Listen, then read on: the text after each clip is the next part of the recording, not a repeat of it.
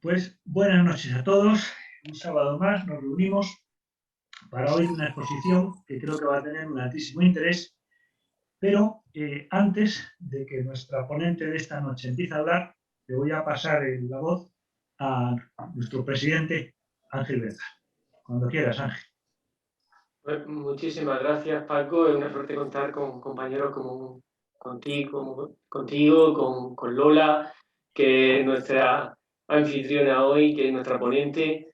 Y bueno, hoy tenemos la suerte de contar con la vicepresidenta de la Asociación Cultural de Cavite, con Lola Gutiérrez, que ahora presentará enseguida Paco. Es una suerte contar con ella, codo con codo, aquí en Cartagena. Y bueno, es la mejor ponente que podríamos traer porque la conocemos perfectamente, es una persona que se mete en el papel y nos mete también a quienes los conocemos y es muy fácil identificarse con sus libros, con su obra y con su capacidad de comunicación.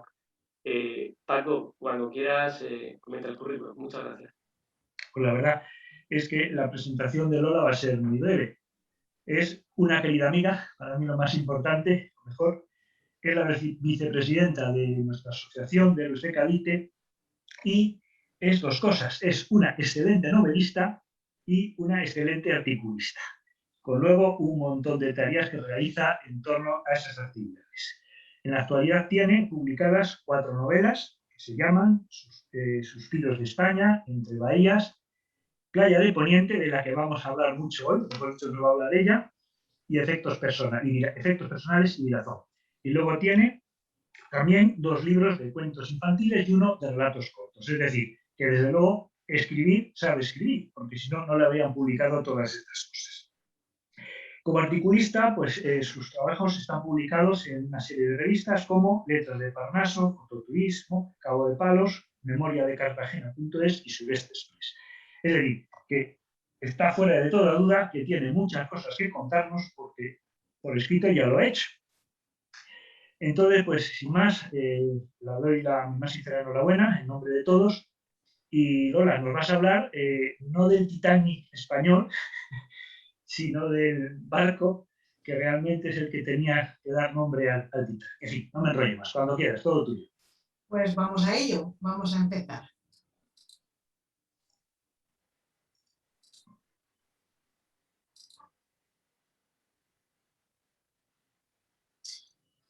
A ver.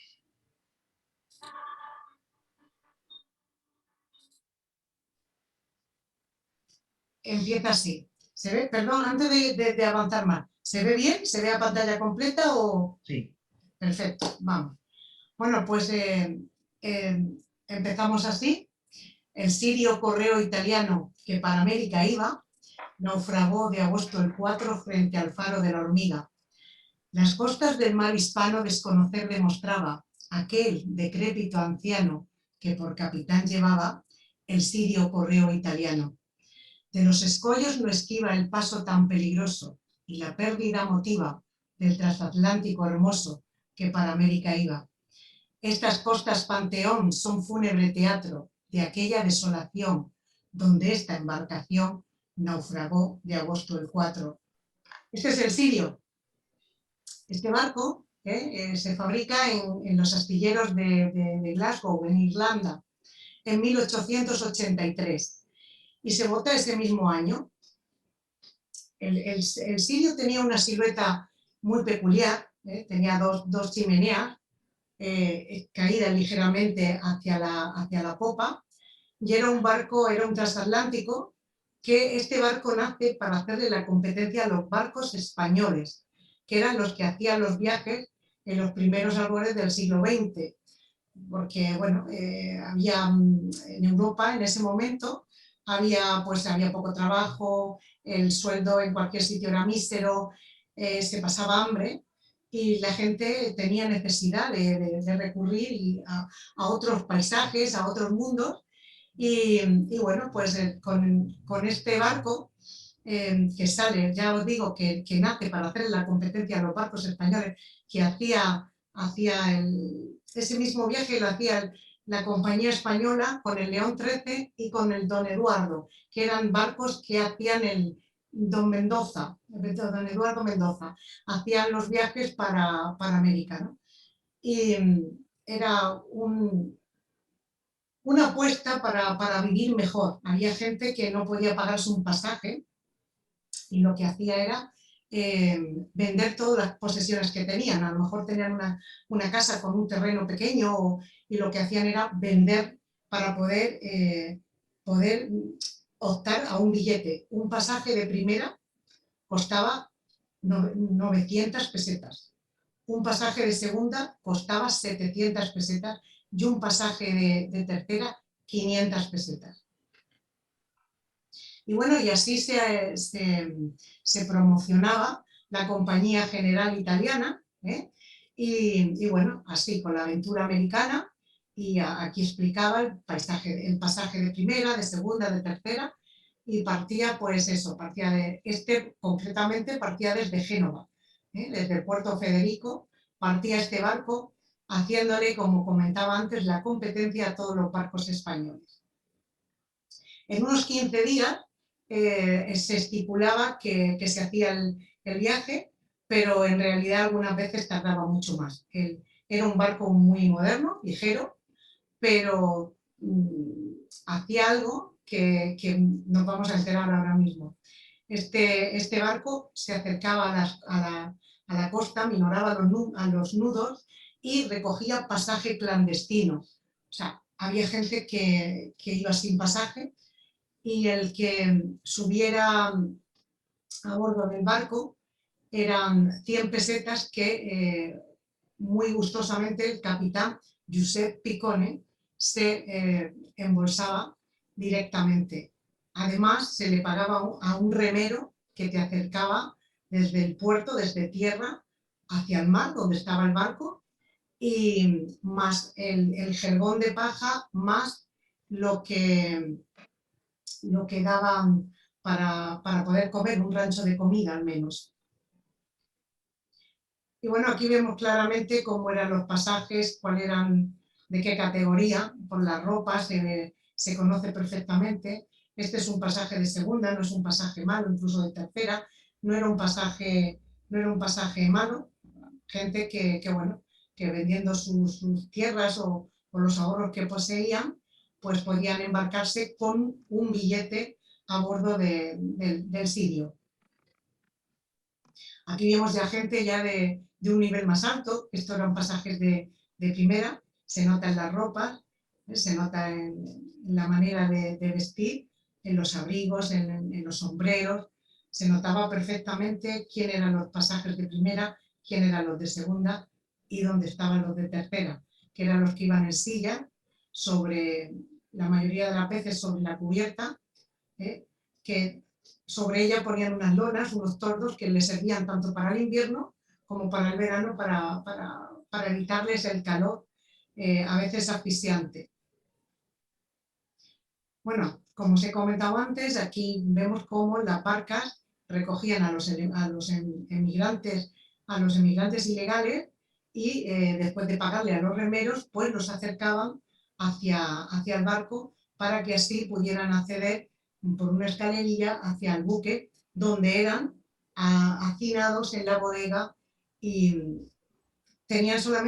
podían tener un rancho de comida al día y bueno, un jergón de paja donde los podían acomodar, pero en este caso estamos hablando que era verano, estamos hablando de un 4 de agosto de 1906, un calor horroroso, y el calor era horrible y dentro de una bodega de hacinado se pasaba bastante mal.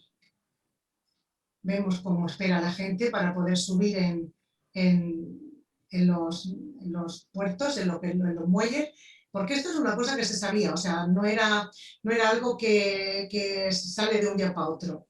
Lo que hacía el sirio es que mandaba ganchos a la costa, tierra adentro. En los pueblos donde no había costa, pues había gente que iba ofertando los viajes. Entonces la gente pues sabía que eso existía y que eso estaba pasando desde hace muchísimo tiempo.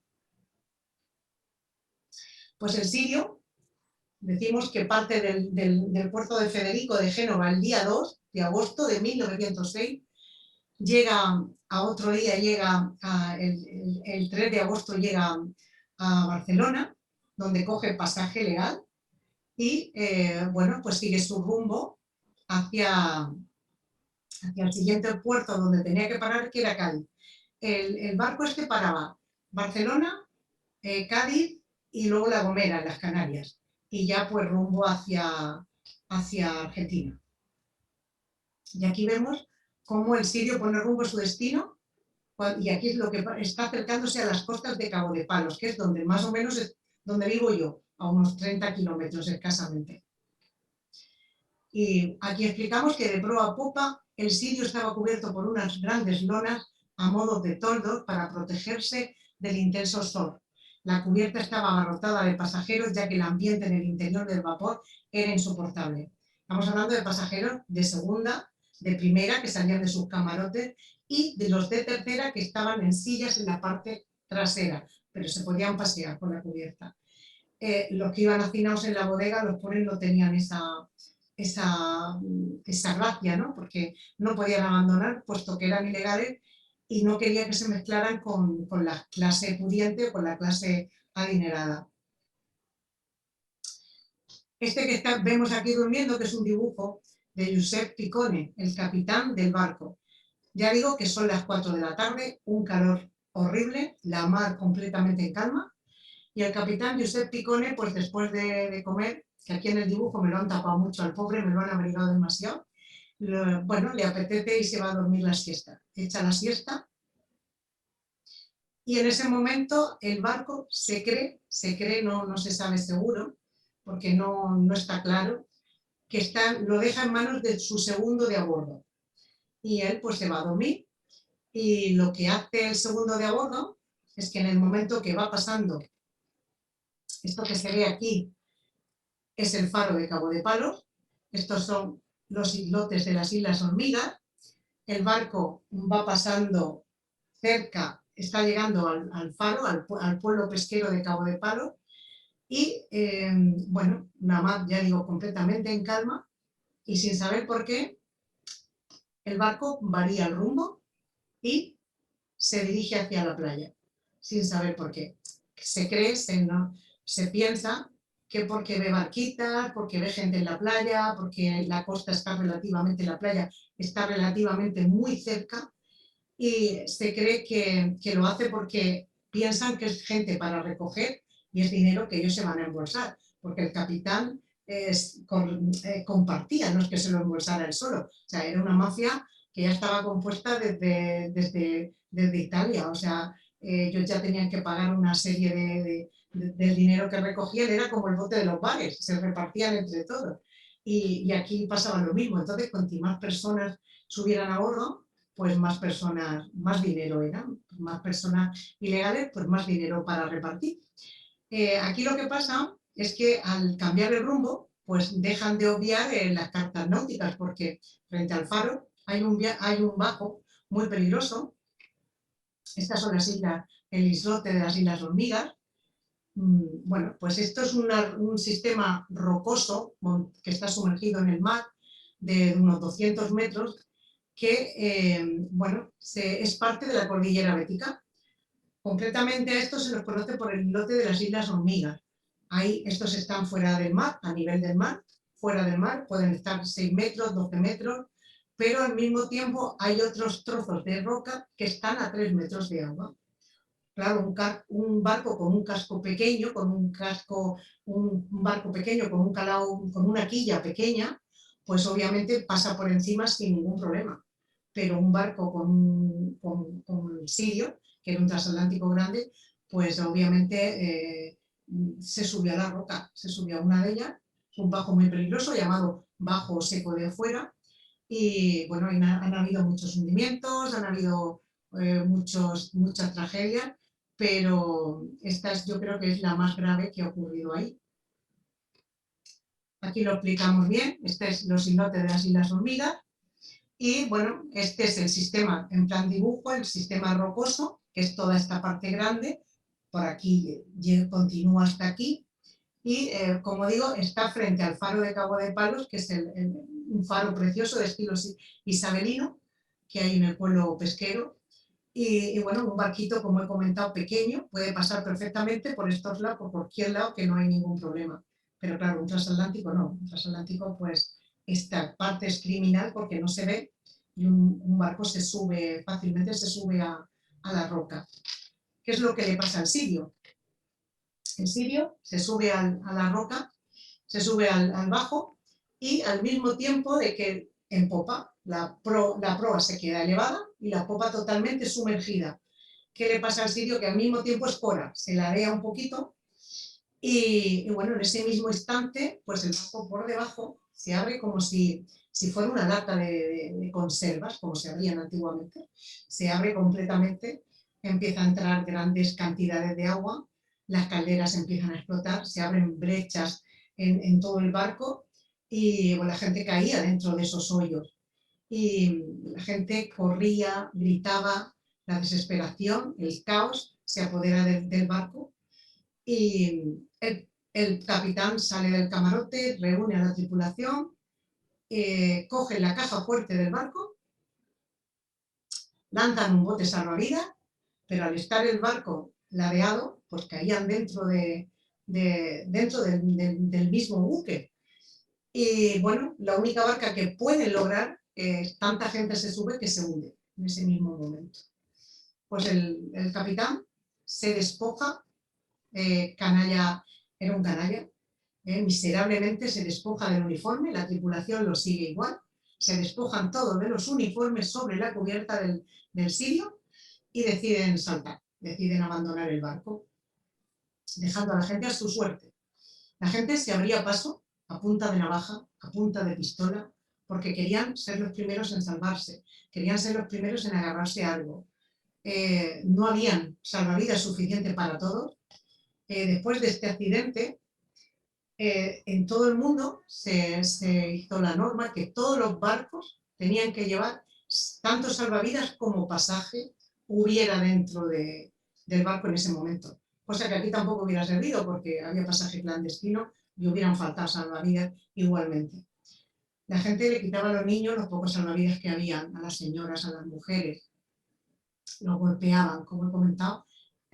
Habían disparos, navajas, cuchillazos, y bueno, eran los primeros que querían salvarse. Eso era la ley del más fuerte, porque no había nadie que organizara esa evacuación o que pusiera paz o pusiera un poco de tranquilidad donde pudieran haber hecho una maniobra de salvo.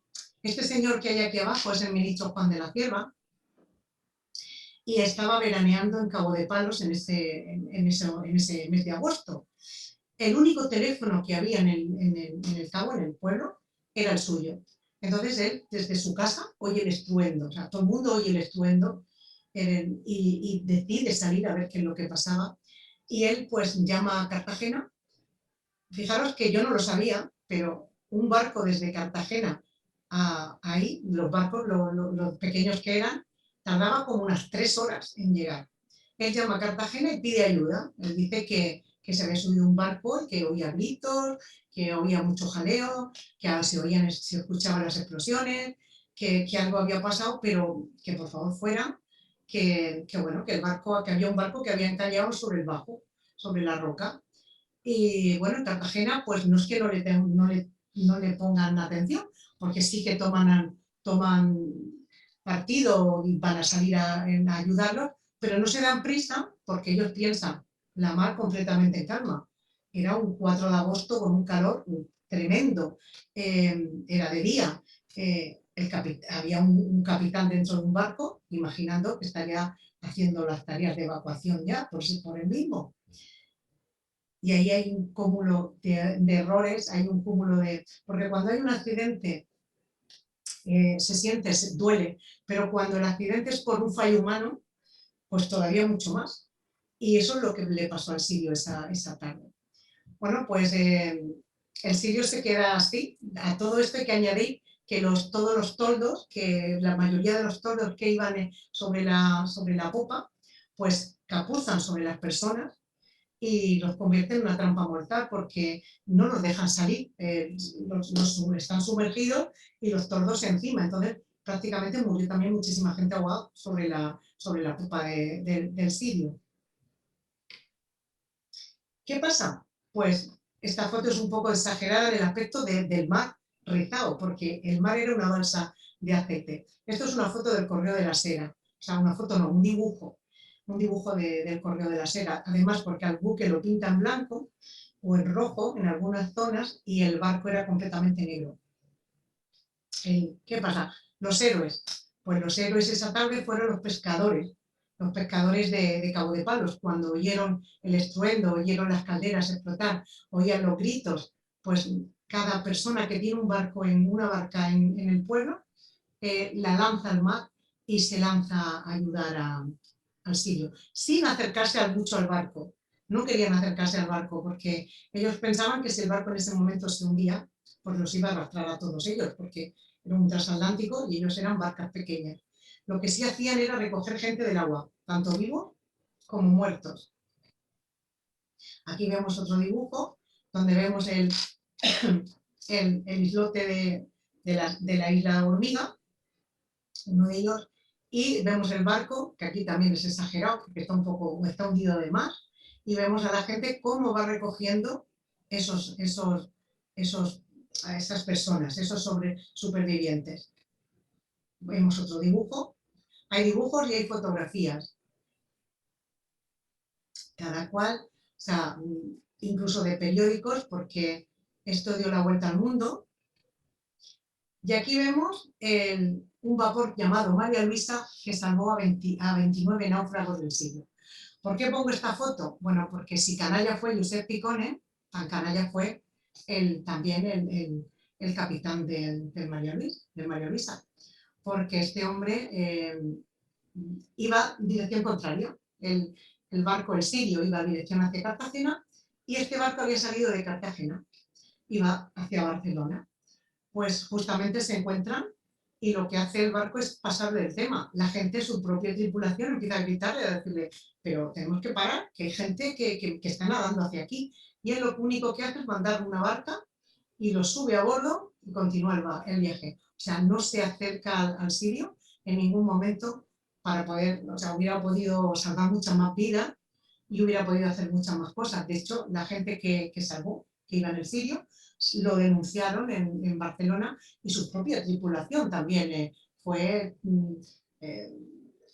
ocasionado, o sea, fue motivo de, ocasionaron una denuncia también en la Guardia Civil en el puerto de Barcelona.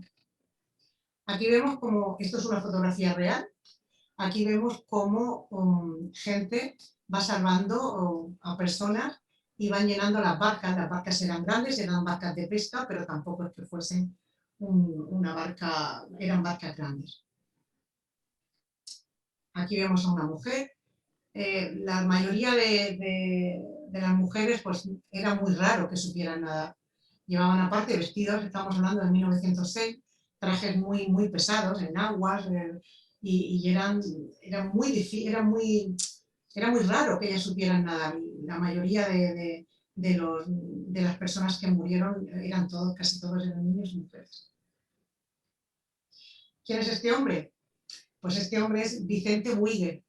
Este hombre, en ese momento que está ocurriendo el accidente, o sea, que ocurre la tragedia y que está viendo cómo las barcas se están sacando gente, él viene de Denia. Este hombre es un contrabandista, él se encarga traficaba con tabaco, traficaba con bebida, traficaba también con cosas de joyas y bueno, hacía sus trapicheos. Este hombre se encuentra de bruces con el tremendo accidente del Sirio y le dice a su tripulación, él llevaba un paquibote, era un velero bastante grandecillo, que se acercara al Sirio para poder socorrer a toda esa gente que se oían los gritos y era desgarrador. No lo soportaba, él llevaba a su hijo de 6 años dentro del barco y su tripulación le dice que no se acercan porque temen pues lo que temen todos los pescadores, que el barco en ese momento se hunda y el efecto embudo arrastre a todos los barcos pequeños.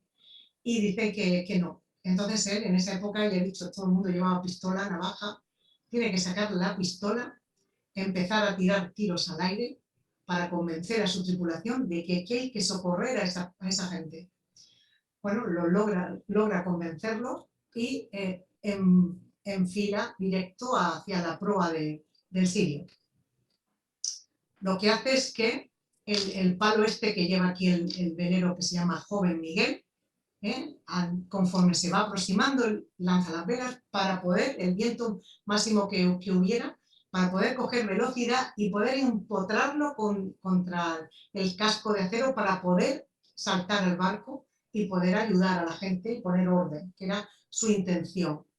Cuando llega este palo, que se llama bauprés o botalón, es el palo este largo que sobresale del velero, lo empotra contra un lateral de la proa del Sirio y logra echar unos aparejos, unas cuerdas, y logra subir al Sirio, al transatlántico.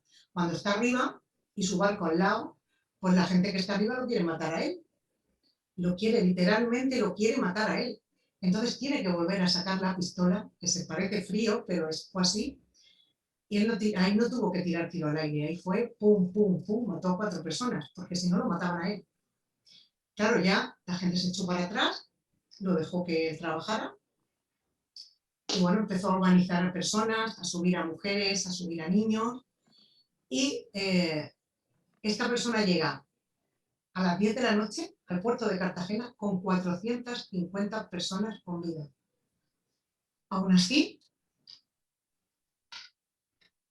vemos otra imagen de cómo se acerca el velero el Joven Miguel, el barco de Vicente Huíguez. A todo esto había gente que se caía por la borda, que caía dentro de las grietas, que moría aplastado por otras personas, que no los dejaban salir. O sea, aquello fue dantesco, dantesco. Aquí vemos otra imagen del barco, como queda. Esto es una fotografía también real, de cómo se ve totalmente la popa sumergida y cómo queda el barco así de lado. Y esta fotografía apareció hará como 4 o 5 años y bueno, me la pasó Luis Miguel Pérez Adán, como algunas cosas de las que hemos estado, o vamos a ver y estamos viendo, porque este PowerPoint que he montado, hay muchísima gente con la que me ayuda con fotografías, con imágenes, y bueno, también ahora tengo por aquí a un amigo buzo, que ahora también diré que sus fotografías, que las veréis después al final, que también son muy bonitas y se va a ver el pecio, se va a ver bajo el agua. Aquí vemos las lonas de la proa, que se conservan, se conservan bien, pero las que cayeron, como he comentado antes, en la parte de la popa, pues no fue así y no pudieron, ahogaron sobre las personas y les causó la muerte. Esta es otra imagen del Sirio. Esto que estáis viendo son fotografías que se hicieron, que parecerá asombroso. El barco tardó 16 días en hundirse. O sea, el barco estuvo encima de la roca 16 días, que por eso se puede ver en diferentes fotografías cómo está el barco en unas veces, bueno, pues como se va hundiendo poco a poco, hasta que hubo un levante. Aquí tenemos un levante un poco fiero, bravo, y cuando entra fuerte, pues arrastra. Bueno, partió el buque en dos y mandó un lado del bajo a una parte del buque y otra parte del buque se queda detrás de la roca. Como veis, pero 16 días, que se dice muy pronto. Si el capitán hubiera hecho su trabajo, no hubiera muerto tanta gente. Se hubiera salvado casi todo el pasaje, quizá toda la parte que iba en la bodega, pero se hubiera salvado casi todo el pasaje. Esto que se ve aquí borroso es un velero, es un barco, es un barco velero. Lo que pasa es que al agrandar la imagen, son fotos muy antiguas, pero al agrandar la imagen y no se sabe lo que es, pero es un velero. Y este señor que hay aquí es el Giuseppe Picone, es el capitán, el valiente del Sirio. Aquí vemos bueno, he hablado mal, he dicho que todo el mundo abandonó el barco con él, pero no fue así.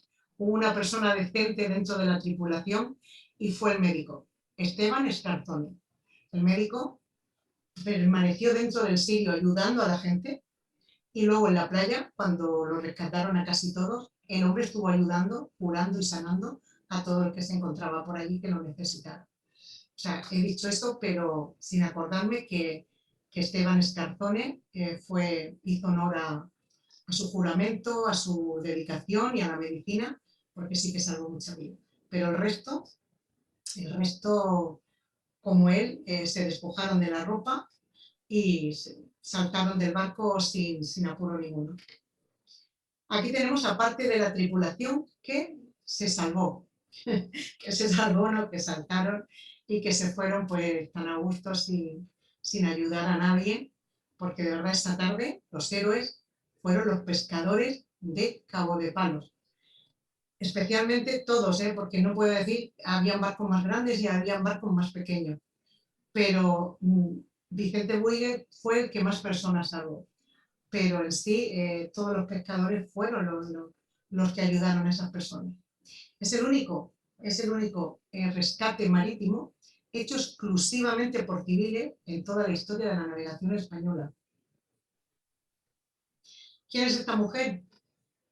Pues esta mujer es Lola Millanes. Esta mujer es cantante de ópera, cupletista, y se iba a hacer las Américas, como se solía llamar. Se iba a Argentina, donde tenía un contrato, iba a cantar. La acompañaba el maestro Hermosillo, el director de la banda de Madrid. Aquí tenemos al director, el maestro Hermoso, y una foto de ella también, de Lola Millanes, y ellos dos viajaban juntos, y en el momento de la tragedia, porque él queda con vida y él lo cuenta, ella le dice desde la cubierta que por favor le deje la pistola, que ella no sabe nadar y no quiere morir ahogada, que por favor le deje la pistola, que ella prefiere morirse, pegarse un tiro. Él no lo permite, pero en ese momento alguien pasa, la empuja y la lanza al mar. No puede hacer nada por ayudarla y bueno, ella apareció como 20 días después en Torrevieja, a bastante, pues no sé, 100 kilómetros o así habrá de Cabo de Palos a Torrevieja. Aparece allí en las playas y ahí está enterrada. Su familia luego pues eso, denunció expolio, denunció porque tenía mucho dinero y ella viajaba pues con todas sus cosas, sus joyas, su ajuar, que era bastante importante y caro, su ropa de actuación, y no la pudo recuperar, no se pudo recuperar. Este era otro catalán, este era el tenor Maristiani, también nació en el Masnou, en Cataluña, y también sobrevive a la tragedia del Sirio. Este hombre se hace grabar en una joyería de Cartagena. Nací el 4 de agosto de 1906. A su llegada a Buenos Aires, él monta una academia de canto porque él pierde la voz.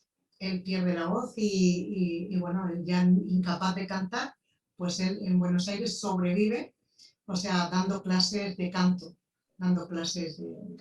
También una persona que murió olvidada había grabado disco, y de hecho hay por ahí una grabación que se puede oír en internet, y bueno, fue un hombre que había ganado muchísimo dinero y fue uno de los tenores más famosos que había en España, y también ha sido una persona olvidada trágicamente y lamentablemente, porque tuvo una carrera bastante exitosa antes de perder la voz. Y este guapo suboficial marino italiano, llamado Luigi Lepori, era su primer viaje marino. Fue uno de los supervivientes, su hijo Vittorio Lepori, con gran generosidad, cedió los principales archivos históricos existentes en Italia sobre el Sirio. Este chico ayudó a salvar gente y hace una tremenda amistad con el alcalde de aquí de la Unión. Y bueno, estuvieron muchísimos años intercambiándose cartas, viajes que se hicieron los unos a los otros, se hicieron muy amigos. Y bueno, por poner un poco en solfa, este chico vuelve otra vez a Italia, no regresa, él no continúa el viaje hacia Argentina, él no prefiere volver a su tierra. Y bueno, es su hijo, es el descendiente de su hijo, es el que funda la Casa Ausonia, que todos conocemos con los pañales y bueno, con todos esos productos infantiles que tanto éxito tienen. Este cuadro, que está pintado y está colgado en una... se me ha ido. Está colgado en Río de Janeiro, en un museo de Río de Janeiro.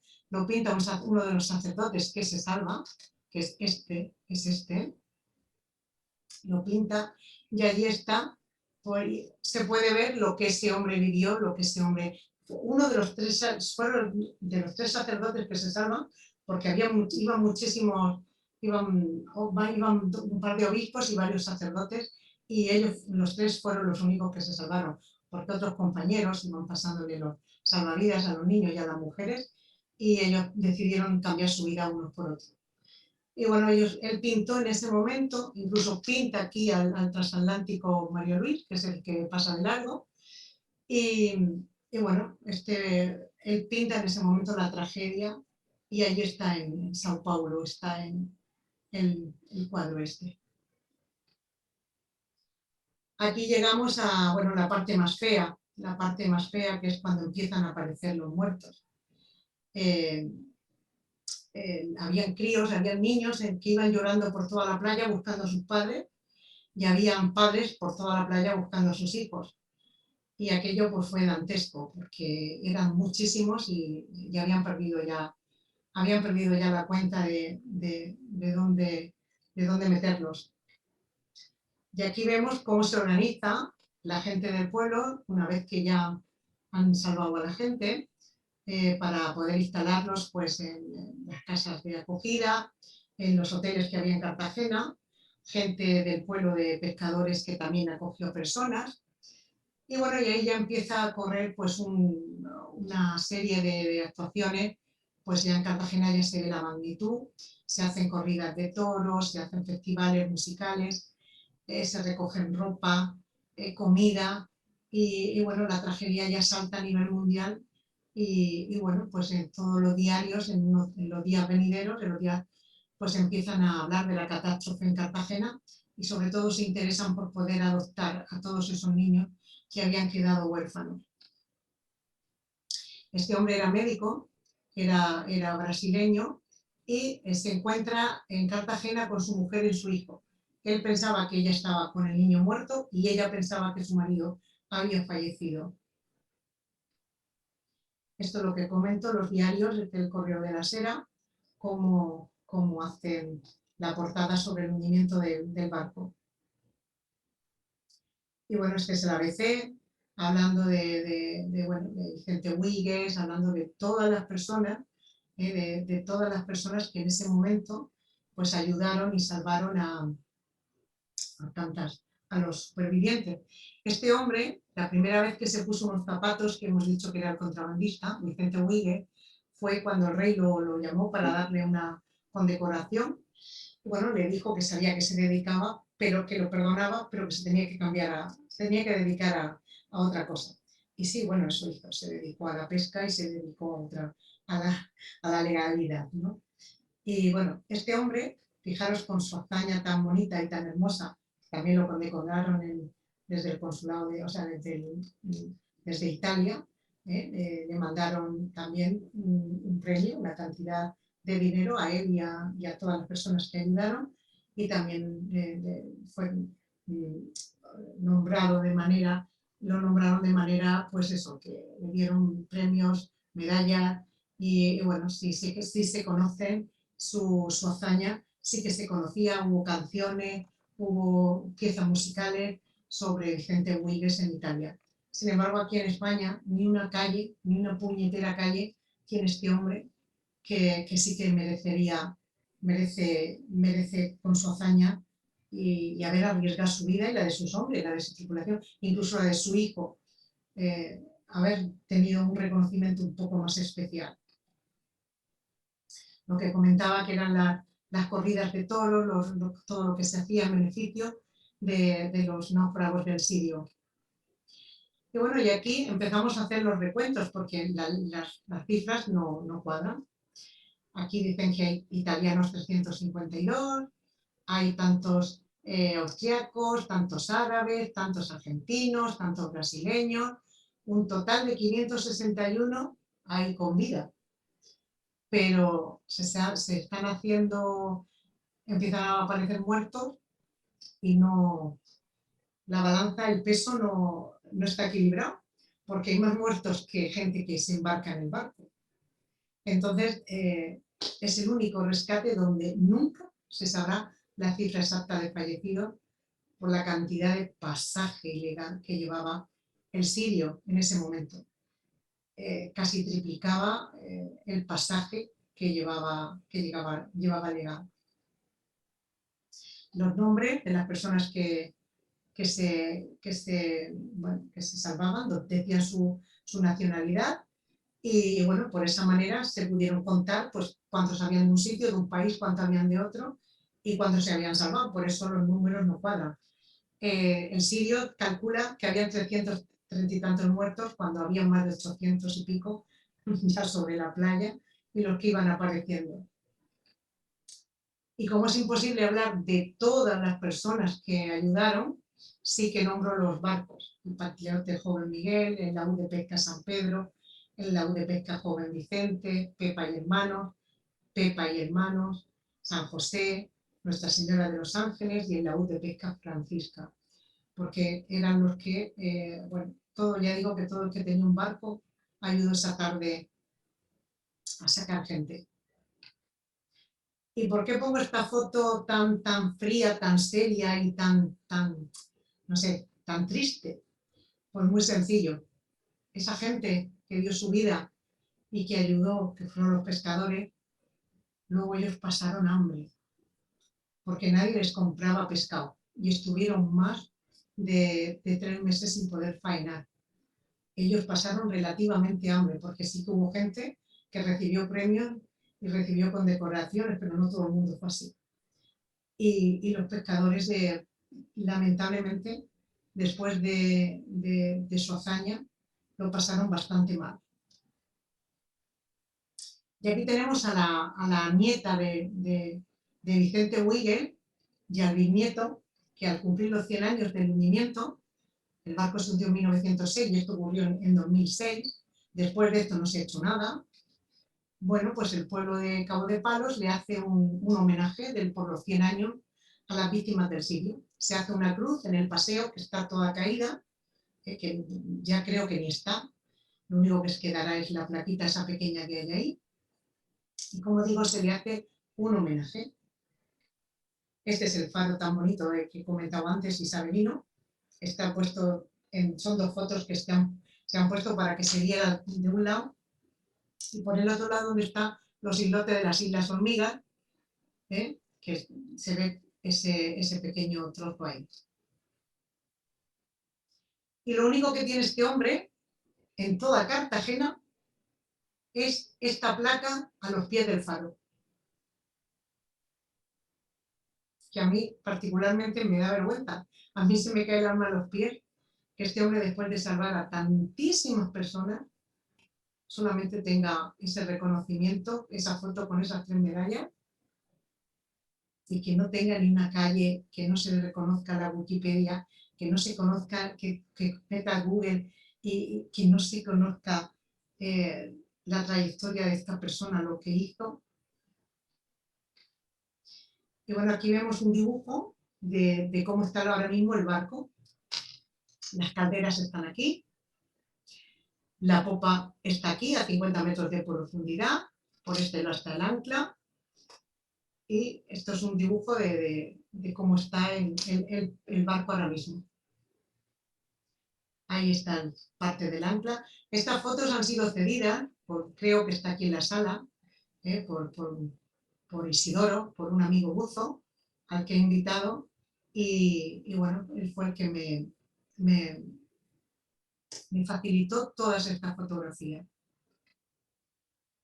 Aquí tenemos una... Uy, se me ha ido, perdón, una caldera, perdón, que no me salía la palabra en este momento, una de las calderas del sirio. Veamos lo grande que es porque vemos el buzo sobre ella prácticamente. Aquí vemos los baños de mármol rosa que llevaba el barco, era de lujo total, o sea, era un transatlántico donde iba personas de primera que, como yo digo, pagaba un pasaje de 900 pesetas por subir, comidas, cenas, o sea, era todo de lujo. Los baños eran de mármol, la grifería era toda de bronce, todo arreglado, todo precioso, y hacían unos viajes divinos, pues hasta que todo se echa a perder. Aquí vemos uno de los platos de la vajilla, que yo quiero mostraros uno, que me han prestado del Museo de Cabo de Palos. Lo tengo aquí con mucho cariño, con mucho cuidado que no se rompa. Os lo voy a enseñar, quería que lo vierais. Pues es un plato de los que se servían en las cenas, las comidas dentro de ese barco.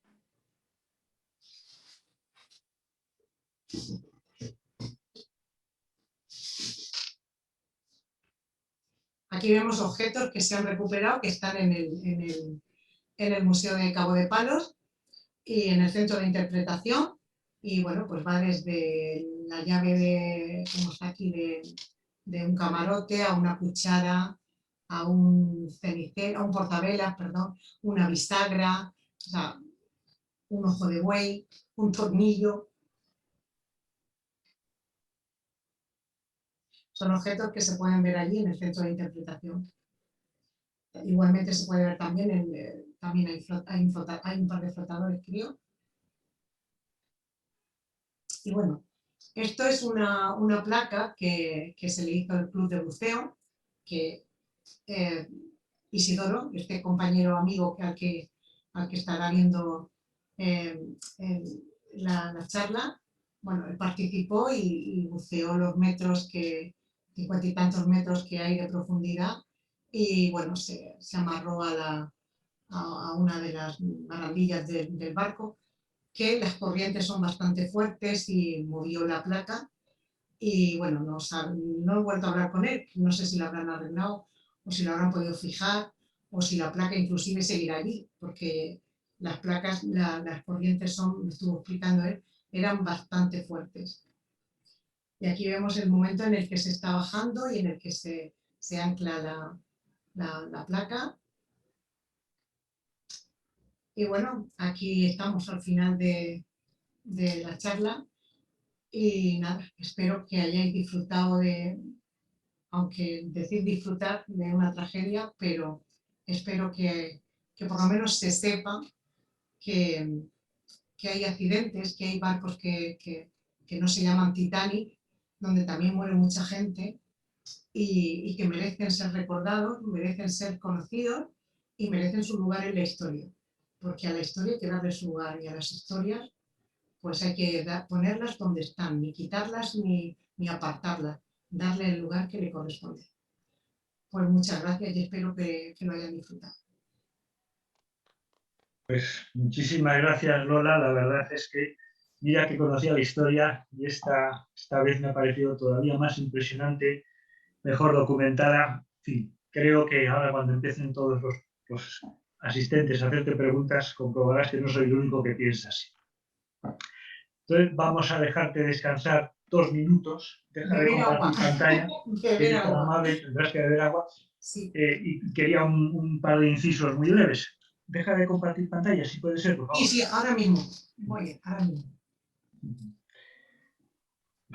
Bueno, básicamente lo que quería eran 2 cosas. La primera, vamos a ver, compartir. No sé si se ve, si estáis viendo la portada del libro Playa de Poniente. ¿Se está viendo? Sí. Vale. Bueno, pues ya veis que está por la 3ª edición, o sea que no se puede decir que no sea una obra que está teniendo eco. Así que ya sabéis que se puede comprar en Amazon y en otros sitios. Pues nada, vamos, si os parece, a empezar el coloquio. Nuestro querido amigo y ha sido Antonio Elías, es el primero que ha levantado la mano. Entonces, Antonio, cuando quieras, todo tuyo. Abre el micrófono.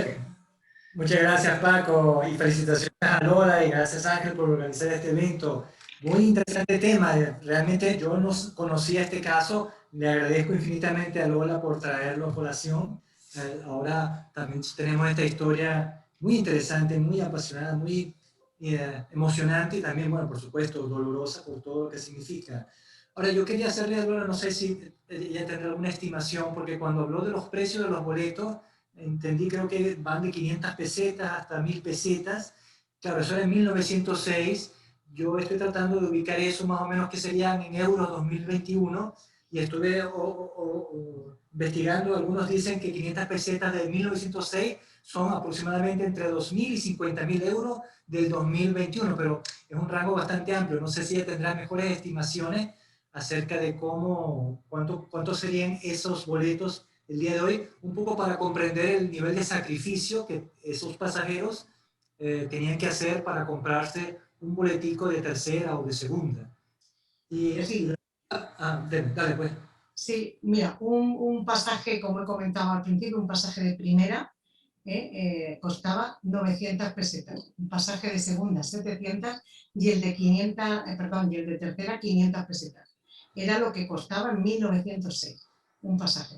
Por eso la gente se ofertaba los viajes y con 100 pesetas una persona viajaba. De hecho, si por ejemplo iba un matrimonio con 4 niños, lo que hacía era 100 pesetas pagaba el padre, 100 pesetas pagaba la madre y por cada nene 25 pesetas, o sea, 100 pesetas por los 4 y por 300 pesetas hacían el viaje hacinados en la bodega, más las 25 pesetas que le habían pagado al remero, más las 25 o 50 pesetas que les cobraban por comer durante todos esos días, todos los que fuese, más el que le proporcionaba el jergón de paja. O sea, todo era dinero, todo era mafia y todo era dinero. O sea, no se hacía por decir, bueno, vamos a ayudar a uno, no, todo era dinero. Y ya digo que la mafia, todo eso partía ya desde Italia. O sea, eso no partía desde España, ¿eh? O sea, el barco... ¿Cuánto ganaría un pescador al mes o un salario de español en 1906? ¿Tendrías alguna idea? No lo sé, pero a lo mejor en esa época, pues ahora mismo que estoy con unos años más hacia abajo con una nueva novela y ahora mismo un salario de una persona, pues no sé, sería no llegaría a una peseta, no llegaría a una peseta, fíjate. ¿Ganaba más? Un pescador ganaba... Elisa, perdona, corrígeme Sí, mira, yo no sé lo que ganaba un pescador, y eso que soy de Puerto de Mar, pero estás muy acertada con los pasajes, porque yo he trabajado en la compañía transatlántica Santander, Cuba, Venezuela, es menos que desde Italia, ¿no? Y en una ocasión me hicieron una pregunta, oye, que un tío mío se fue a Cuba en 1903, no 63, pero para el caso es aproximado. Y fíjate, yo no sé lo que costaba, pero dijeron en casa que había tenido que vender una vaca. Entonces yo pregunté, ¿cuánto valía una vaca en 1903? Me da igual pinta que parda, que recién parida, que como fuera.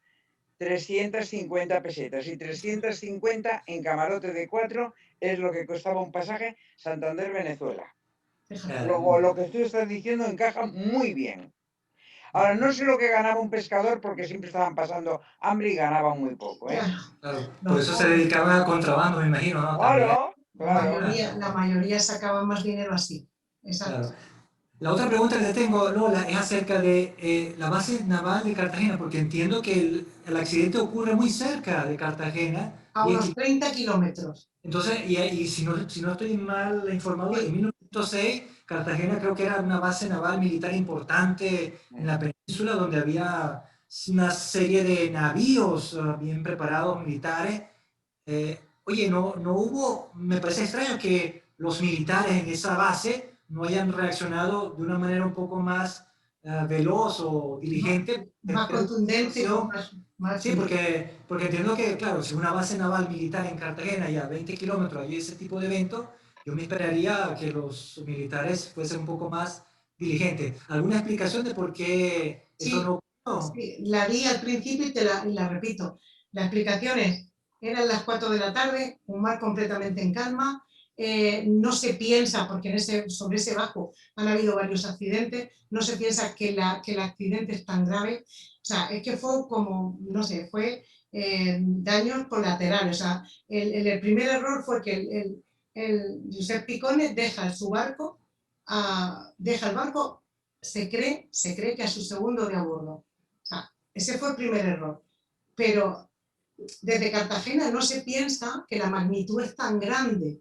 Lo que suma más muertos fue en los toldos que caen, el que el barco no puede evacuar porque el capitán es el primero. Bueno, y no he contado que la gente denuncia al capitán, porque esa es otra, ¿no? Se me ha ido, pero lo voy a contar. O sea, la gente denuncia al capitán. Una vez que él llega a Cartagena, en la posada de esa fotografía que se ve al capitán así de lado, él está en la posada de la Piña, así que en actitud muy seria, y la gente, los supervivientes denuncian al capitán y la Guardia Civil va a buscarlo y va a decir, bueno, pues esto qué pasa, que aquí no es uno solo, todo el mundo está diciendo que usted ha saltado del barco, la tripulación ha saltado del barco y que se han quitado los uniformes sobre la cubierta y que han dejado a la gente morir. Y se lo van a llevar preso, pero en Cartagena no hay embajada, pero sí hay consulado. Entonces interviene el consulado, mete rápidamente en un coche a Josep Piconet y se largan para Barcelona. En Barcelona le vuelve a meter mano la Guardia Civil. Y entonces él alega de que estaba tan cerca las minas de la Unión que las brújulas se habían vuelto locas y que había sido imposible controlar el barco. Después da otra segunda versión donde dice que desconocía las cartas náuticas y desconocía ese barco. Mentira, mentira. Había hecho ese viaje en 20 ocasiones. El sirio hace 135 veces ese viaje hacia Argentina y 20 de esas 135 las hace él. O sea, era imposible que desconociera el barco en la que hace 21. O sea, era imposible. Y entonces lo que sí hace es que, bueno, lo vuelven a meter, lo quieren meter preso, porque la Guardia Civil incluso entiende que está mintiendo, pero ahí sí que interviene la embajada, lo mete en un vapor que habían fletado desde Italia y se lo llevan. A los 2 meses desaparece Josep Picone. No hay nada, ni enfermedades, ni cambios de domicilio, nada, desaparece de la faz de la tierra. Obviamente se lo cargan. Oye, impresionante historia. Muchas gracias, Lola, y realmente te felicito por esta extraordinaria exposición de un tema tan desconocido. Te lo agradezco otra vez. Gracias a vosotros. Pues muchas gracias, Antonio. Si quieres, baja la mano, ya picando en reacciones. Un amigo, un conocido común además, porque ha vivido muchos años en Cabo de Palos, me comentó que estaba haciendo un estudio sobre naufragios en los alrededores de Cabo de Palos y me dijo una cifra enorme. ¿Tú me puedes dar información más concreta sobre si ha habido muchas tragedias pues por toda esa costa? Como 25 en ese mismo bajo. Madre mía. Sí, de hecho hay varios barcos que están junto al Sirio. En Minerva hay varios, hay hasta un submarino, creo. Sí. Bueno. Y mientras la gente piensa en dar a la mano, te sigo haciendo preguntas. Está Elisa. Bueno, ya que empezaba, acabo, luego te paso a Elisa. Oye, de todo ese lamentable olvido que hay en cuanto a los personajes que salvaron tantas vidas, que se esforzaron, como tú dices, incluso luego pasando hambre, no hay ningún proyecto, ningún político que tenga intención de compensar ese olvido histórico, esa tremenda injusticia. Pues no hay nadie, ya te digo, yo empecinada estoy en que esto se conozca y en que esto se sepa, porque incluso hasta gente de aquí de Cartagena lo ignora, no es que no se sepa afuera, es que hasta gente de aquí, yo lo digo, si este accidente ocurre en otra parte del mundo, pues habrían ya, bueno, ocurre en América y habrían pues 4 Titanic ya, habrían 4 sirios, o sea, 4 no películas, habrían 23 documentales, 27 libros. A mí me encantaría que se hicieran libros sobre el sirio, que se hicieran novelas, que se hicieran, porque se tiene que conocer esto. O sea, que a mí, yo no tomo el tema del sirio como si fuera mío solo, como pasa con otras cosas a otras personas, yo no. O sea, yo quiero que esto se conozca y que la historia se sepa y que se le dé el honor a esas personas que también se portaron y que ayudaron a los supervivientes, ¿no? Es lo que quiero. Incluso, pues, habrá, pues, si fijaros que se ha hecho 150 veces, se han hecho 30 y tantas veces, y esos viajes hacia América, la gente, la cantidad de descendientes que habrá allí que fueron llevados en el sirio. O sea, habrá muchísima gente descendientes de aquellas personas que viajaron en el sirio para hacer ese viaje. O sea, yo lo que quiero es que esta historia se conozca y se le dé, pues eso, a la gente. Luego hubo dentro de ese barco, hubieron historias muy dispares. Yo contacté con un par de personas en Cabo de Palos que se quedaron aquí a vivir. Una de ellas me dijo que no me daba permiso, me contó la historia, me pareció tan fuera de lugar, pero sí que me la creí, porque cuando me negaba, o sea, decía que ya no me negaba el permiso para hablar de su familia, pero sí que me daba permiso para que yo lo contara con los nombres que yo me quisiera. Y dentro de ese barco viajaba una señora con la criada. Las dos viajaban porque ella, la señora, no tenía dinero, vivía del título, y se casa con un señor por poderes, iba con uno de los sacerdotes que fallece, que a presentarla que se había casado por poderes. Este hombre no carecía de título, y por eso la elige a ella, pero sí que tenía bienes, tenía dinero. Entonces se había hecho rico. Lo que hace es que, desgraciadamente, la señora muere y la criada, que era muy parecida, se había educado prácticamente con ella, pues ocupa su lugar. Y a mí la historia, al principio me supo a que digo, esta mujer se lo está inventando, no sé, me está aquí marcando un farol, yo qué sé, pero sí que me lo creí cuando me dice que no me puede dar los nombres. Entonces sí que me lo creí. Y bueno, hay una serie de cosas y de fotos y de imágenes que me enseña, o sea, que su abuela coge el papel de la señora y los apellidos de la señora. O sea, sí que me creo esas historias. Pues muchas gracias. Vamos a dar paso ahora a Elisa, que tiene Y alguna pregunta, y luego vamos a pasar a Diego de la Guardia, para que nos hable de su próxima. Y después de Diego, Longhi también quería, que lo ha puesto en el chat, que no podía intervenir, que le leyéramos la pregunta. Bueno, después me das paso a mí y yo lo comento. Pues nada, Elisa, cuando quieras. No, habéis dicho que Diego, ¿no? No, primero tú, Elisa. Las Bueno, damas mira, primero. bueno, pues vamos a ver, Lola. Animaros alguno a hacer la historia de los naufragios en esa zona. En Santander, a la entrada de la bahía, ha habido también naufragios cantidad. Algunos los recuerdo yo. Pero claro, Rafael González Echegaray hizo un libro, Naufragios en la costa de Cantabria, y es espeluznante.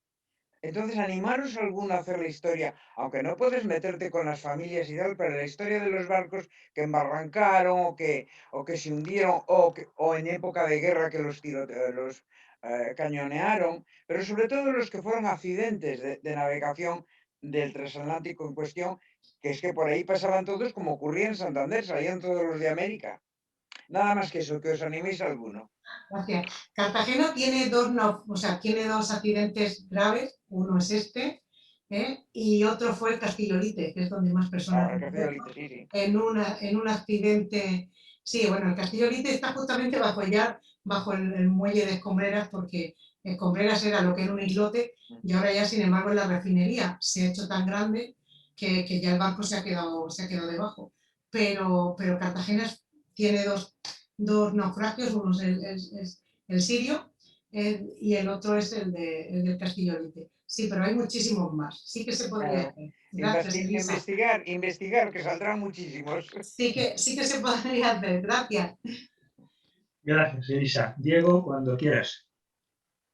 Muy buenas noches a todos y encantado de estar aquí. Ha cerrado el micrófono. ¡Uy! Se cerró.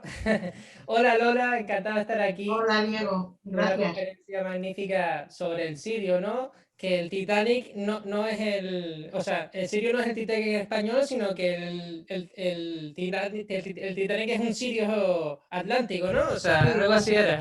Al sirio le llaman el Titanic en español, cuando verdaderamente al Titanic tendrían que llamar el sirio del Atlántico, en vez de al revés, porque el sirio se hundió en 1906, el Titanic se hundió en 1912, 6 años después. 6 años O sea, después. que llamen al sirio, la gente que habla de él, el Titanic del Mediterráneo, a mí me cabrea, porque verdaderamente podían llamar al Titanic el sirio del Atlántico, ya que se hundió Exacto. 6 años después. Y muy bonita la historia, la verdad que es una historia que merecía ese libro que escribiste y encantado de verte de nuevo, Lola, guapísima. Gracias. Pues muchas gracias a ti, Diego. Había una pregunta de Longi, Ángel. Sí, Longi pregunta de que si el sirio tenía radio. Y bueno, también ha comentado que uno de los mástiles del castillo de Olite que está en La Coruña. Bueno, no lo sabía que estaba en La Coruña. Claro que llevaba radio, el sirio llevaba, también llevaba telégrafo, era un vapor muy moderno. El sirio era un barco bastante moderno y bueno, cumplía con todas sus... De hecho, si el barco no se sube al bajo, no le hubiera... El barco yo creo que se hubiera desguazado por viejo, pero no le hubiera pasado nada. Un accidente tonto y bueno, alguien pensó que, como se cree, que alguien iba a recoger más gente y se subió sobre el bajo cuando tenía que haberlo sorteado fácilmente, como lo había hecho en los otros 20 viajes anteriores, o sea que no. Pero sí tenía radio y telégrafo. Disponía de modernidades el barco.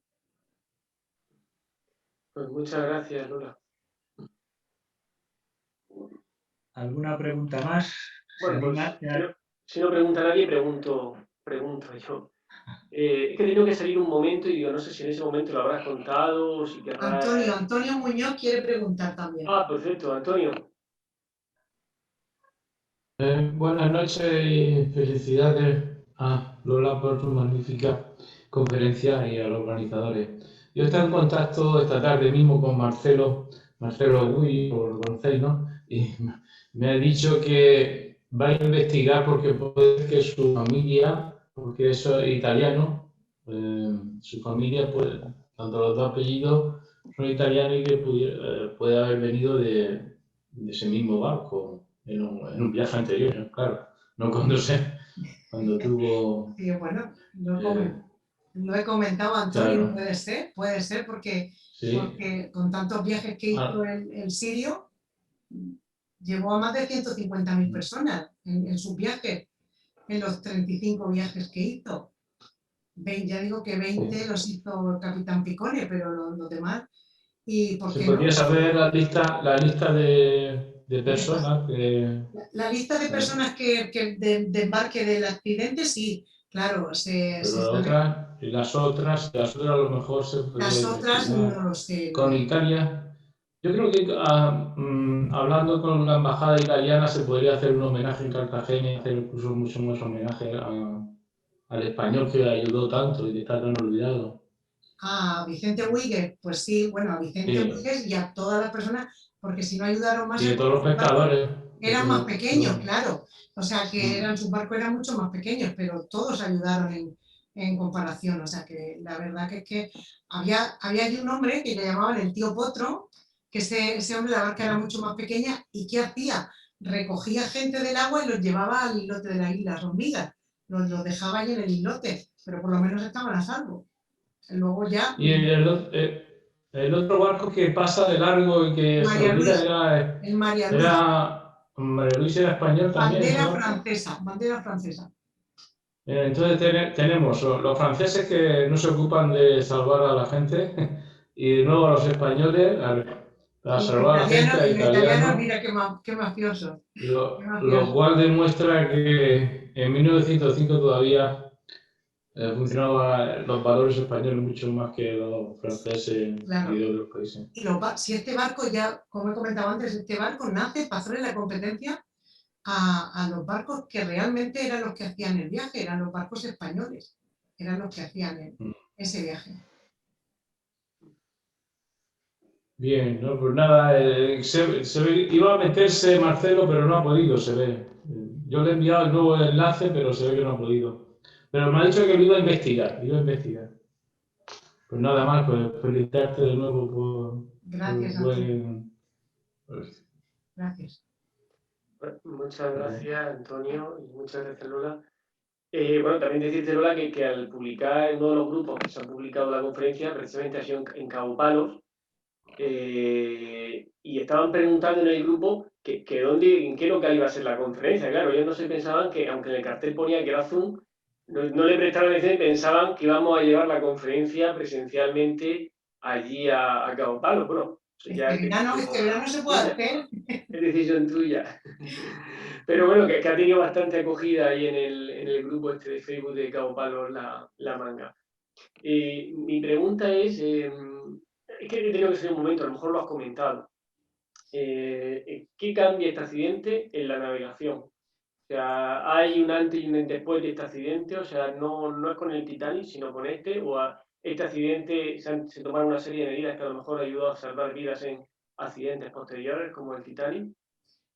Como he comentado antes, que sí que lo he comentado, que después de este accidente se obliga a todos los barcos del mundo a llevar tanto salvavidas como personas van dentro del barco. Que aquí, que vuelvo a repetir, no hubiera servido de nada, puesto que había mucho pasaje clandestino. Y después en el barco del Titanic, cuando se hunde, pues se obligan a llevar barcos, de manera que tantas barcas para que puedan coger a tantos supervivientes en caso de tener que abandonar el barco. O sea, a los dos barcos les une eso. Que se montan normas después de los accidentes que sufren. Muchas gracias, Lola. Yo tenía otra pregunta, bueno, esa que veo que también levanta la mano. Mi pregunta realmente no era para ti, era más bien para tu amigo Isidoro el Buzo, que sí que está entre los asistentes. Entonces, hombre, a mí personalmente me gustaría, dado lo que ha buceado, lo que ha visto, sí que me gustaría tener digamos, la impresión, la opinión de una voz diferente, con una perspectiva, entiendo que diferente. No sé si es ponerle en un compromiso. Que abra el micrófono, seguro que no. Isidoro, por favor.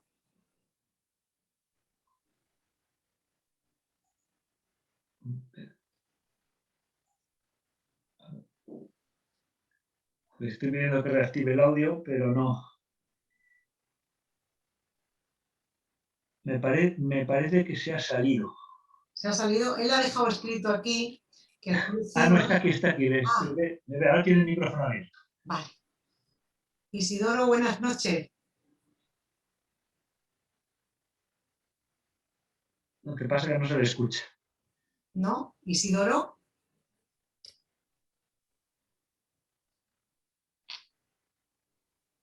Bueno. No se le oye. No se le oye. Bueno, si queréis, mientras se intenta resolver este problema técnico, pasamos el turno a Elisa otra vez. Sí. Bueno, aquí me tenéis como un loro a mí. Pero fijaros, yo naturalmente no he trabajado en ninguna línea italiana, pero he trabajado en la transatlántica. La transatlántica iba a Filipinas a vela y hacía de todo. Y precisamente en esa época hay unos grandísimos naufragios. Está el Don Juan, el Valvanera, que nunca más se supo, desapareció, llegando a Cuba en la niebla, no se sabe más de él. Hay grandísimos naufragios que darían para películas y películas.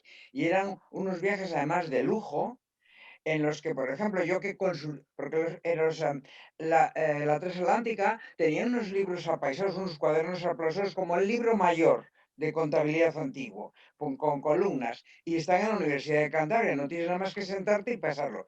Y pone, don fulano de tal sitio, con su mujer, ni nombre, 5 niños, de 11, 7, no sé qué, no sé cuántos. Su señora suegra, 2 criadas, 3 perros y 5 gallinas. O 5 gallos de pelea.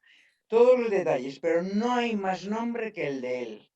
Eso dio lugar a que en algunas tragedias gordas, lo que tú has contado de la señora Lola, lo que Lola ha contado de la señora y la criada, a veces han tenido que comprar un cadáver las viudas en España para poder cobrar la muerte del marido.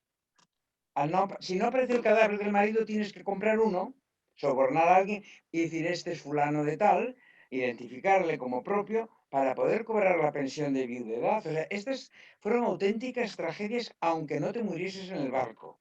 Es interesantísimo. Hay para escribir novelas y novelas, fíjate. Desde luego que sí, desde luego que sí. Sí. Así es. Y Santander ha sido muy azotada, ¿eh? Y familias de Santander ni te cuento. Vamos, de Cantabria entera.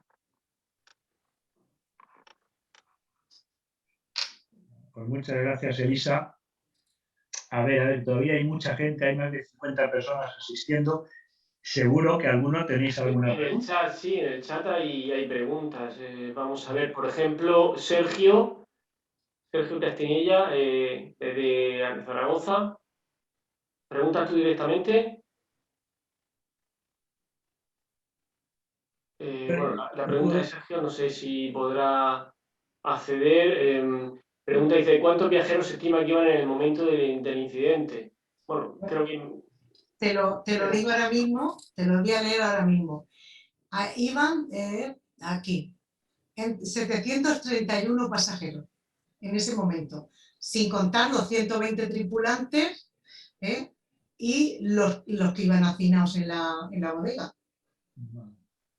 En ese momento iban 731, lo estoy leyendo, que no es que 731. Además, estoy leyendo la escala que hacía el barco también.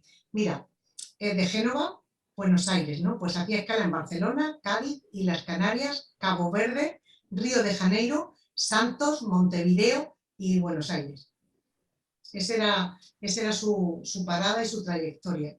O sea que en ese momento, porque partió de Génova, en Barcelona coge pasaje legal, 731 legales, más llevaría, pues, si aparecen casi 800 muertos, como imaginaros toda la gente que llevaba dentro, o sea que fue un disparate, multiplicaba la tasa de personas, ¿no? De legales, o sea, que legales llevaba eso. Y sin contar la tripulación que se fue, o sea que... Pues muchas gracias, Sergio y Lola. En el chat también pregunta Martín Castro, desde México. Martín, cuando quieras. Y después Vicente Linares. Sí, buenas tardes, no sé si me escuchan. Sí. Buenas Sí, noches. Martín, te escucha bien, Martín, sí. Bueno, no me puedo ver porque estoy desde mi celular y anda una cámara no muy buena, pero si me oyen, Sí, y lo escribí ahí, ¿qué tanto se conoce ahí en España de este caso, esta epopeya de este transatlántico? Si sí se estudia la historia que se le da a los niños, a los jóvenes. Creo que por ahí don Paco Moreno contestó que ni se estudia ni se conoce. Bueno, ¿y por qué o cuál es el motivo?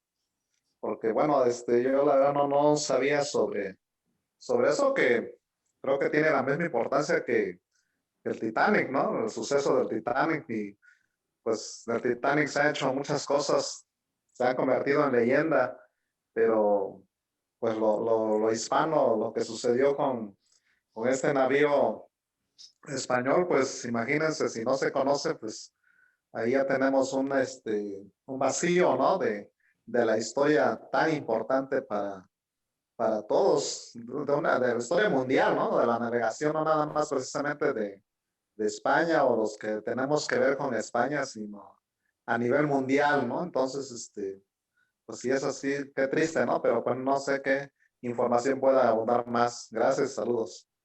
Gracias, Martín. Bueno, ¿qué te voy a decir? Aquí en mi ciudad tampoco no es que la gente lo conozca en demasiado.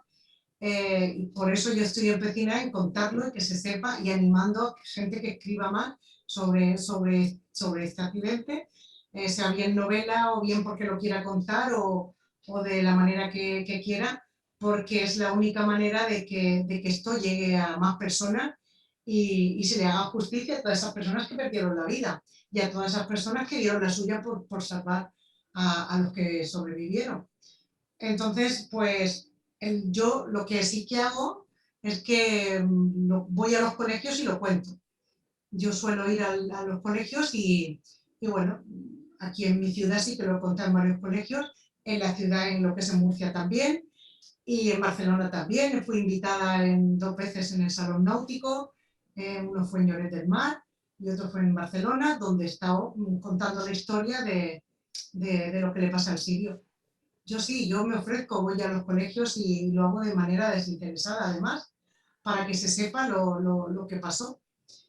Pero todo el mundo no llueve a gusto de todo. Hay gente que no le interesa, hay gente que, pues, que no quiere que se sepa, o hay gente que no le da importancia, que ya no vamos a ponerle, no le vamos a dar maldad, sino que no le quiere dar la importancia que verdaderamente tendría que tener este suceso. Muchas gracias, Lola. En el chat también está pidiendo turno de palabra Vicente Linares. Cuando quiera, Vicente. Hola, buenas noches. Soy Vicente, sí, efectivamente. Le hablo desde Jaén. A Lola quisiera hacer una pregunta. ¿Existe registro documental de parte de defunción en algún archivo de Cartagena? ¿Y qué actitud tomó la embajada italiana respecto a los cadáveres que estaban tendidos en la playa para repatriarlo a Italia, o se quedaron enterrados en Cartagena? ¿Sabe algo de eso? Sí, voy a empezar al final. Se quedaron enterrados en Cartagena, no es como ahora que los cadáveres se meten en cámaras frigoríficas y puedes viajar un montón con ellos, que no pasa nada. En esa época no. Es lo que se hizo, además, que cuando empezaron a mandar gente y a mandar ayuda y se supo, es que era agosto, a la gente había que enterrarla. No es como ahora que le hacen la autopsia y los meten, a la gente, a los muertos se le enterraba. Si podían lo identificabas, y si no, pues nada. Sí que hay en los archivos registro, sí que está, y además sobre eso hay un trabajo muy bueno del historiador Luis Miguel Pérez Adán, donde todo eso lo lleva él muy bien pautado y registrado. O sea que sí que hay registro, pero estamos hablando de las personas que venían con su pasaje. Los que no llevaban pasaje no se sabe ni quién era. Incluso había gente que huía de la justicia.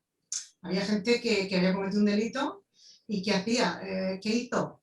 Pues subir al barco y el pillaje, robar, se expolió el barco, porque ni apareció el de Lola Milanes, de la cantante de ópera, no apareció ni su baúl, ni sus objetos, no apareció nada, ni la caja fuerte apareció, ni apareció. Mucha gente denunció que les habían robado. Entonces, la gente que sí que iba, sí que aparece, sí que se sabe, pero la que no.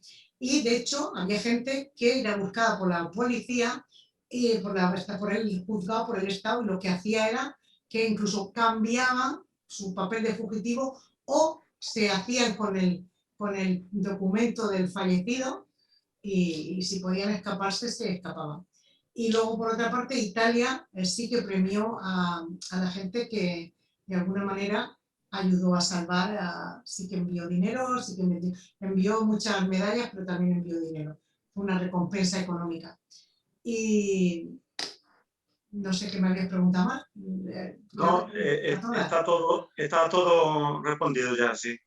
Solamente quisiera hacer una puntualización respecto a la señora que ha participado, que ha sido trabajadora transatlántica. En los archivos de la transatlántica se utilizaron como todos sabemos, para Cuba y Filipinas, y en los hollados de los barcos de la transatlántica se adaptaron para los soldados que iban a Cuba y a Filipinas.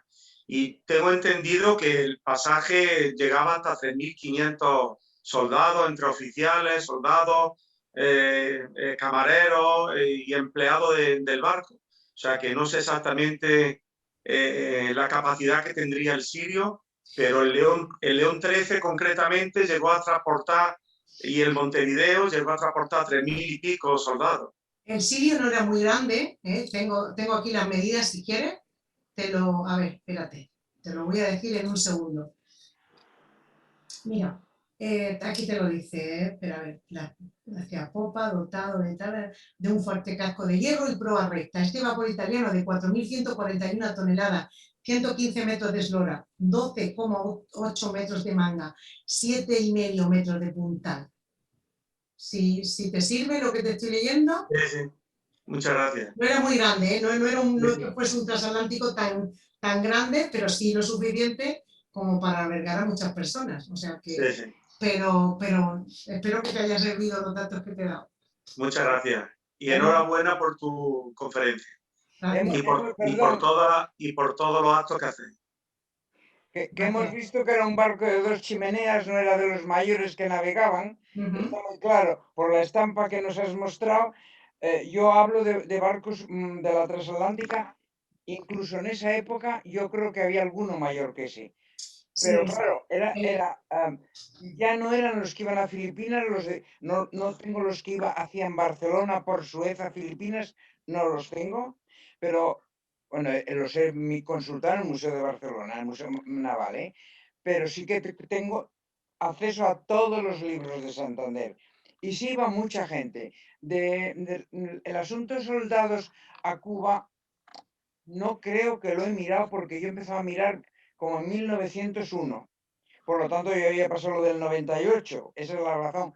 Pero si alguien tiene interés, puedo mirarlo, ¿eh? Si alguien quiere saberlo, lo de Santander lo puedo mirar.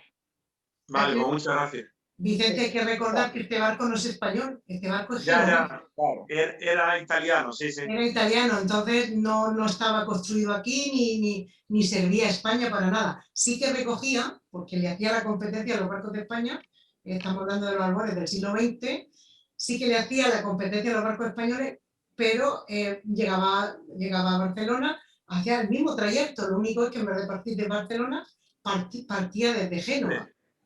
Sí, el León 13, por ejemplo, se renombró como León 13, pero procedía de otro barco que era inglés.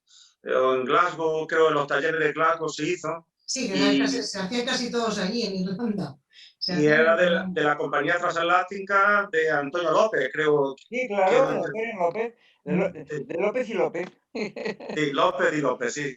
Efectivamente. La transatlántica, como tal transatlántica, tiene las actas 1882. Primero fue otra naviera de don Antonio López, pero ya como compañía transatlántica es aproximadamente el verano, junio-julio de 1882.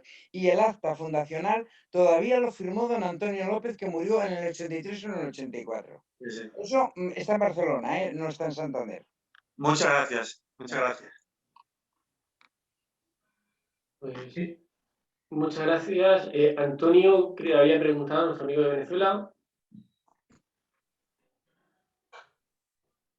Abre el micrófono, Antonio. Antonio Díaz. Sí, bueno, yo en vista de lo que estaban discutiendo, me vino en mente si hubo algún resarcimiento para los pasajeros y sus familiares después de esa tremenda pérdida. ¿Había seguros? ¿Estaban asegurados de alguna manera la carga de los pasajeros y todo el viaje, Lola? ¿Hay alguna información al respecto? Lo que le pagaron no supo, nunca, no recompensó, quiero decir, no recompensó, fue muy poquito, ni siquiera algunos el pasaje, fíjate. Lo que sí le pusieron fue otro barco para los que quisieron continuaron viaje hacia Argentina y aquí no ha pasado nada, pero en sí nunca les dieron muy poca cantidad, no, creo que la mayoría no llegó ni siquiera a cubrir el pasaje, el gasto del pasaje. Sí. Muchas gracias. Muchas gracias. Luis Baeza. Luis, ¿preguntas tú directamente?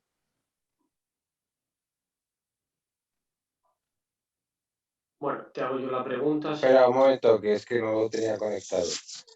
No, simplemente que, como antes ha comentado Lola, que los pescadores pasaron mucha hambre, porque después del naufragio estuvieron sin pescar como 3 meses.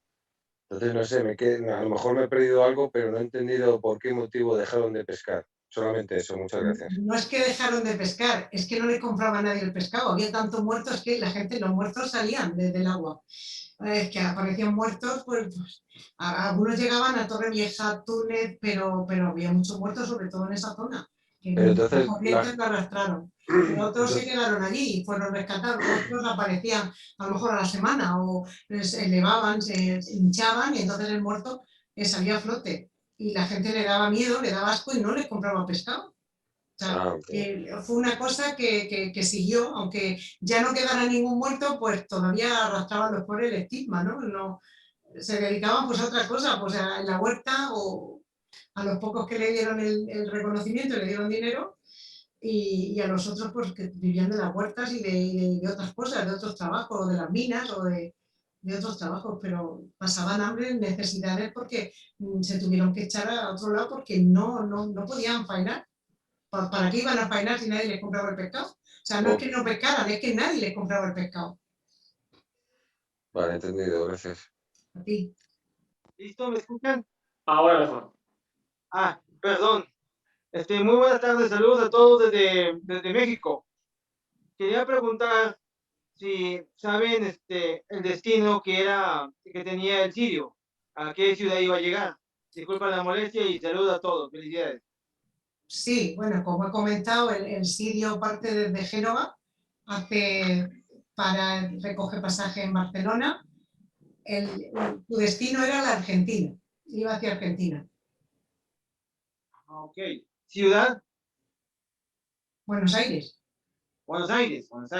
Ok, muchas gracias. Disculpa que los haya molestado y saludos a todos, compañeros. No, molestia ninguna, agradecida. Gracias. A ver, mi pregunta va relacionada en que, a ver,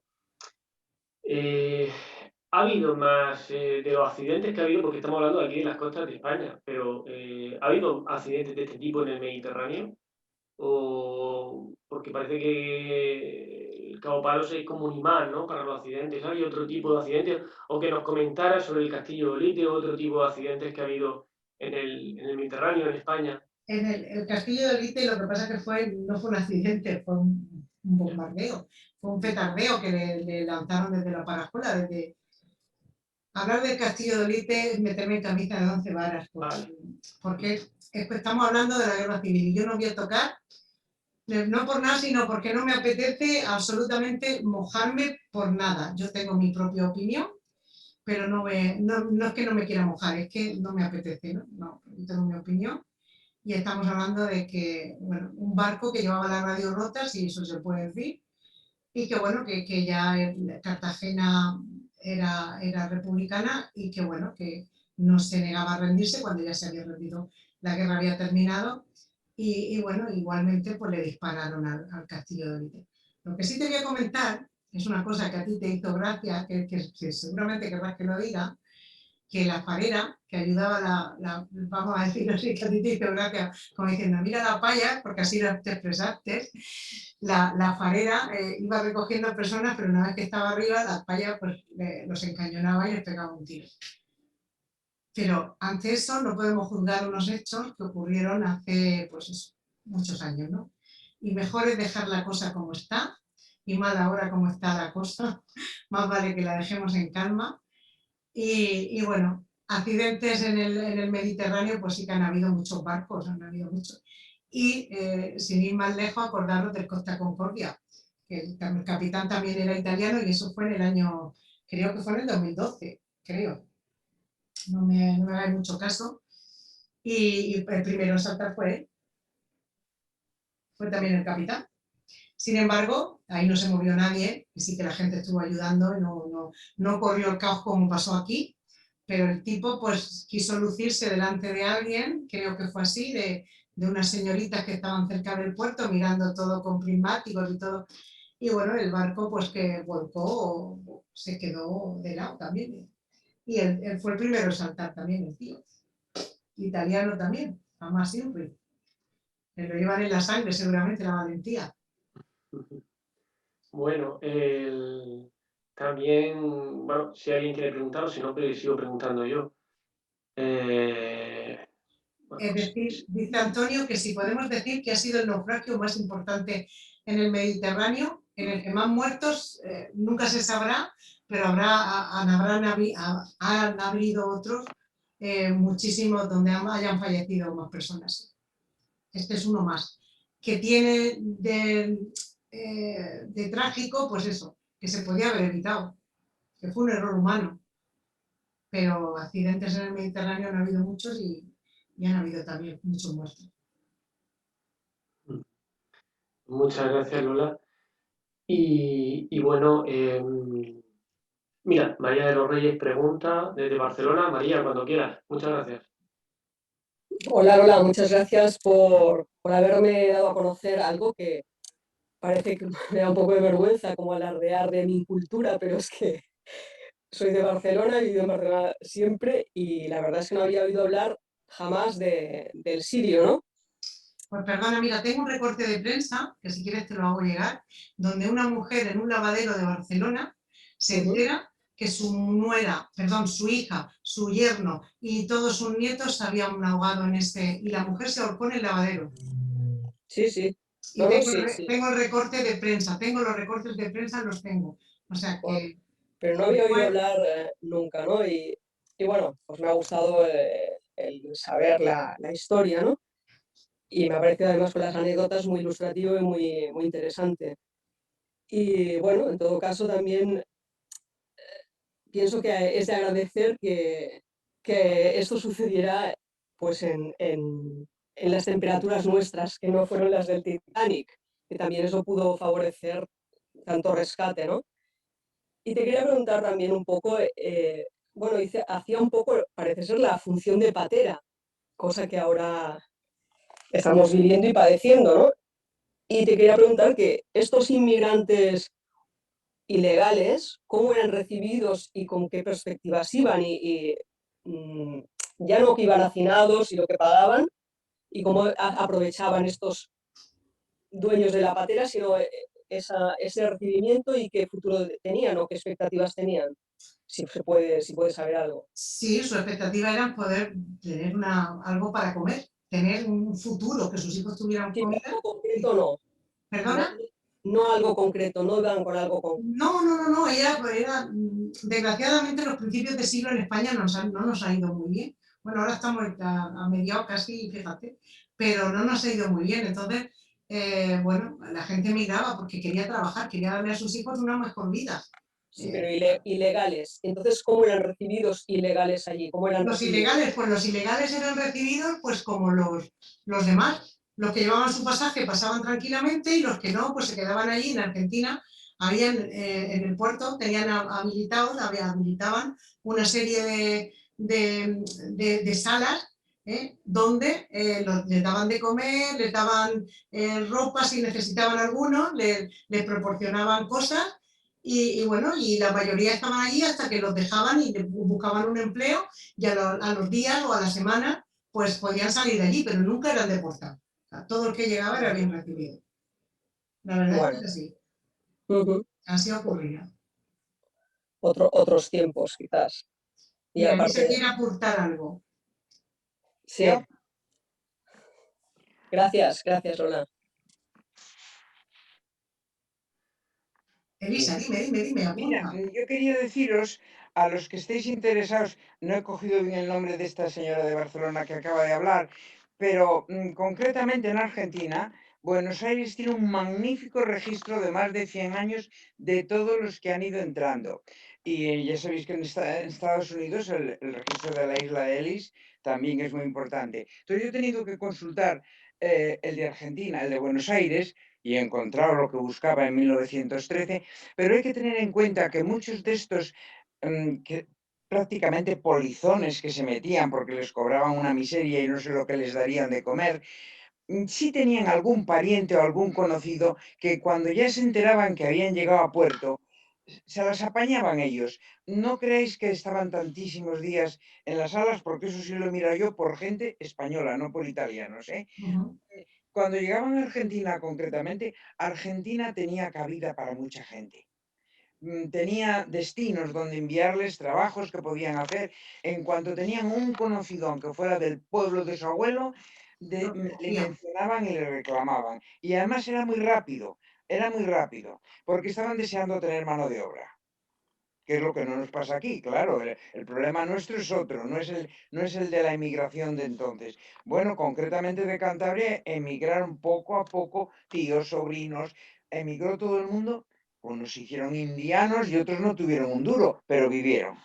Eso, que tengáis en cuenta los que queréis buscar, que hay bastante. Y otra fuente de información buenísima son las casas españolas en América. Concretamente yo he tenido que consultar el Centro Montañés de La Habana y el de Buenos Aires, y me han mandado información de más de 100 años. El de La Habana ya no funciona bien y además para mí que está desvalijado, pero el de Buenos Aires es de maravilla. O sea, que al que tenga que buscar algo, que sepa que hay donde buscar, ¿eh? No, nada más que es una aportación mía esto, Lola. Gracias, Elisa. No, pero genial, que nunca viene más a ver esto. Pues muchas gracias Lola por esta magnífica exposición. Nos ha acercado dos mundos, ¿no? Que estamos separados por un océano, pero que los barcos en parte también han unido. Y bueno, en su momento los barcos y hoy las nuevas tecnologías. Hoy estamos conectados todos a través de la red. Y bueno, es una oportunidad esta conferencia, el tenerte concretamente a ti esta noche, es una oportunidad por conocer ese pasado en común que el presente y el futuro, ¿no? Porque muchas familias que en aquel momento salieron de Europa hacia América y bueno, lo llevan en la sangre, ¿no? Por mucho mestizaje que haya al final, siempre queda esa parte también europea. Y bueno, la prueba es que bueno, las conferencias que tenemos, que cada vez hay más personas de Hispanoamérica que asisten a ellas en busca también un poco de ese pasado común, de historias como estas que nos has contado, que bueno, que también nos hacen ser más humanos, ¿no? Y acercarnos más y el saber el por qué se dieron unas determinadas circunstancias en aquella época. Muchas gracias, Lola, y un fuerte aplauso. A vosotros.